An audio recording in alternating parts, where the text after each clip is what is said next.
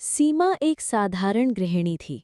उसका पति विक्रम एक सरकारी अफसर था। सास ससुर देवर ननद सभी एक साथ रहते थे। सीमा दिन रात सबका ख्याल रखती। खाना बनाना, बच्चों को संभालना, मेहमानों की सेवा, सब कुछ वो बिना शिकायत करती।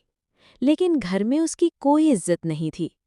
विक्रम अक्सर दोस्तों के सामने मजाक में कहता, अरे मेरी बीवी तो बस रोटियां ही सेकती है, इसके बस का कुछ और है ही नहीं। सास कहती, हमने तुझे इस घर की बहू बनाया है, रानी नहीं, ज्यादा उड़ने की जरूरत नहीं है। कभी कभी सीमा सोचती, क्या वाकई मैं सिर्फ काम करने के लिए ही इस घर में हूँ, मेरी कोई पहचान नहीं। एक दिन सीमा के मायके में पैसे की जरूरत थी।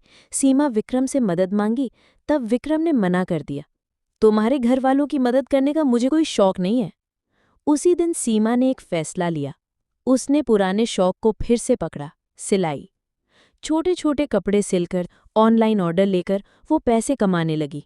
धीरे धीरे उसका काम बढ़ा, वो आत्मनिर्भर होती गई। एक दिन एक बड़े अखबार में उसका इंटरव्यू छपा। घर की बहू से सफल उद्यमी तक, सीमा की गाथा। वही लोग जो कभी ताना मारते थे, अब तारीफ करने लगे। विक्रम को अपने ऑफिस में सबने कहा, आपकी पत्नी बहुत टैलेंटेड है, बहुत सम्मानजनक काम कर रही हैं। विक्रम की आंखें झुक गईं। उसे समझ में आया, जिस औरत को वो सिर्फ घरेलू समझता था, वही आज उसके नाम की इज्जत बन गई है। एक रात विक्रम ने सीमा से कहा, माफ करना, मैंने तुम्हारी कद्र नहीं की। तुमने ना सिर्फ खुद को बल्कि हमारे घर की इज्जत भी बना दी है।